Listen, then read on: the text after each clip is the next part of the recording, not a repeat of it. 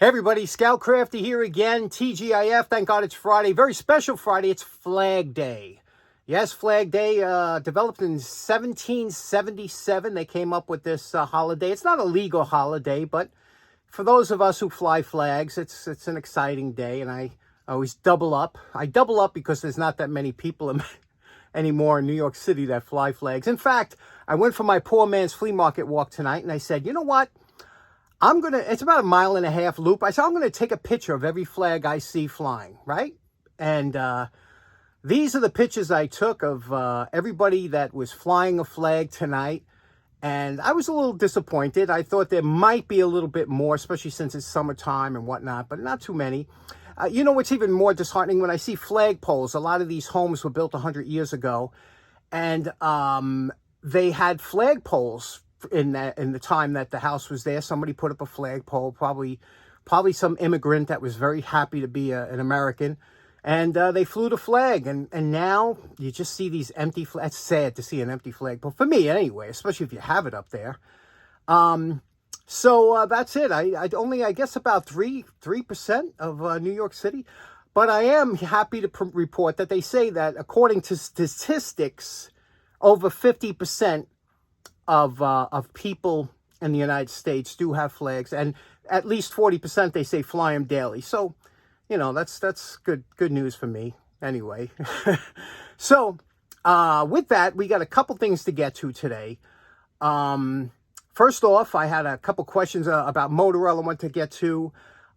Second one, I had a couple people ask me about restoring tools, but not going over the top. You know, they want to do something, and you can have a lot of fun in this hobby without going over the top, going crazy. I'm going to show you with two ordinary tools, how to, get them back in service, make them look good, and make them so they're protected and they'll last a long time without rusting out in your garage or something like that. So let's get started. Short episode. Let's get started right away. Okay, next up, I'm going to be restoring, or kind of getting, my old International 1963 Cub lawn tractor running again this couple weeks, and I'm going to introduce it on the channel and what I do.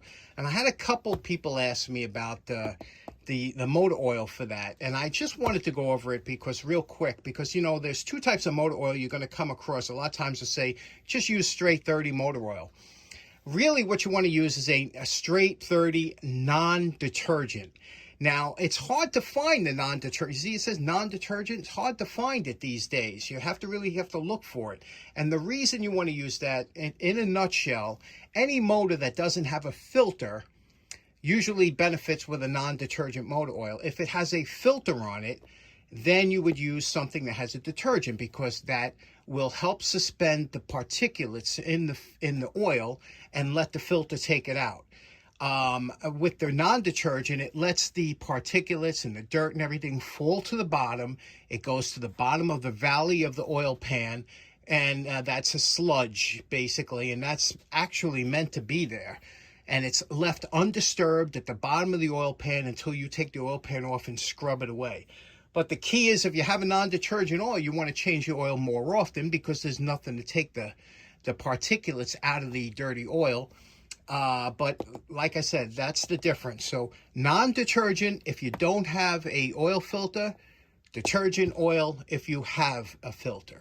Okay, next up, many times when you're dealing with lawn tractors or any kind of old tires and things like that, we would use tire spoons and things like that to get the tire off. And this here, you can see this is an old a bar here that a lot of times people use. You used to have a tapered end on one end, and it has a bent here that a lot of people use. But these sharp edges will puncture the tube or destroy your tire. That's really not made for that. This is more of a pry bar. This here has a little bit more of a tire spoon configuration, especially on the end. You could tell because it's curved and it's got these, it's relieved on the corners so it don't pinch. And you could get under the rim like this, or pull that up, or you can use this as a pry. Again, you would want to soften these edges. You don't want to destroy your tire. I bought this at a show, and I just wanted to clean up. It is bent. You can see it's got a little bend to it, you know, which is common. But let's go take that bend out and give it a quick clean. Everybody's favorite, the Dake. Let's show you the setup here real quickly. We just have 2 blocks of wood there. It's so easy to find the high spot here. You just let this roll, and the high spot will always come to the top if you put it between 2 blocks, and then we'll just press it until we straighten it out. Okay, we have the high side up here. We're just going to bring it down in the middle. And this, again, this isn't highly tempered. It should be easy. We have the blocks of wood there that will crush a little bit, but it'll help get the bend out. And let's see, here we have about a little over 2 tons. We'll go just past a little bit, bring it up, and take a look and see what we did. Oh, good. We're very close. One more shot should do it. Here we go. Just going to place it here. Okay, I'm holding the one end. Press it down. Again, don't worry about if it cracks the wood a little bit. Raise it up. And take a look down the side here. Okay, we're very close. Now, many times when you see this type of rust here, that indicates that it's not a pitting rust. It's more or less just like a surface rust.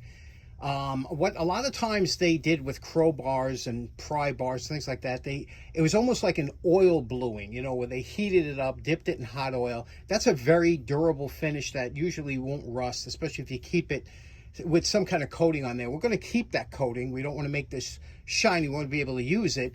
So I'm going to wire brush it. You can see like I'm doing here, and give it a good hard wire brushing. Now, the way you'll know if you have one of the original, like hot oil blued steels, is that when you take it under the wire brush, it won't turn silver. It stays black.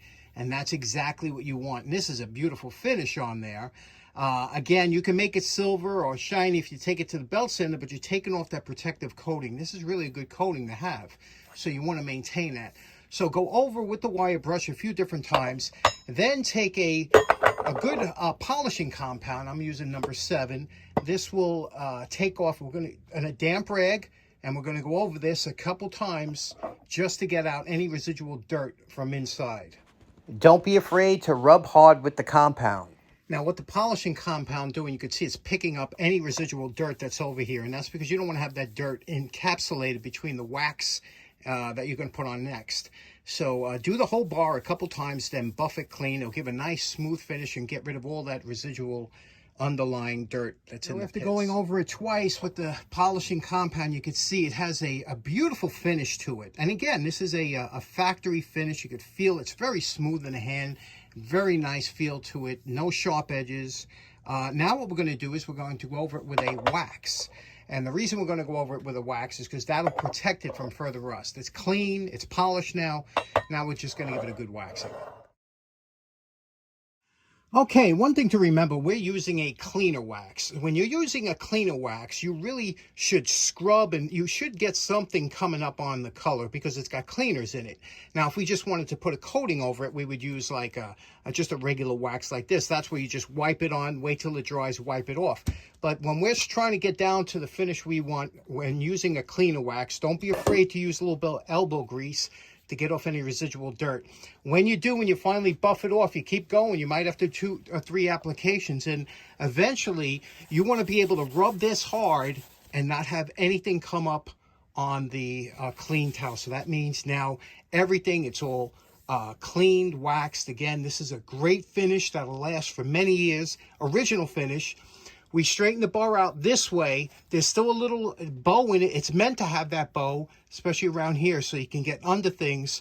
But as far as the straightening, we were able to straighten it out on the Dake. So there we go. This one's in the can. Okay, now for the other pry bar, what I did, this is just a perfect finish on here if you just want to store. These things get stored for a year or 2 before they use, sometimes more, and that's why they all get rusted up. What I did here to clean this up is I gave it a wipe down with a light Scotch-Brite and some half and half 50-50 acetone and automatic transmission fluid. That cleaned the bar, got all the residual rust, everything off, cleaned it. And then I just gave a coating of my half mineral oil, half Vaseline mix, This stuff is fantastic. It dries on there. It don't give a sticky. It don't attract dirt. You wipe it on, then you wipe it off with a clean rag. This is good to sit for another year or so without worrying about rust or anything at. That's a good two-step process. Okay, so like I said, kind of a short one today. I hope you have a great weekend. Hope you're enjoying your Flag Day. Fly the flag if you have one. And I will see you again on Monday. Take care now. Bye-bye.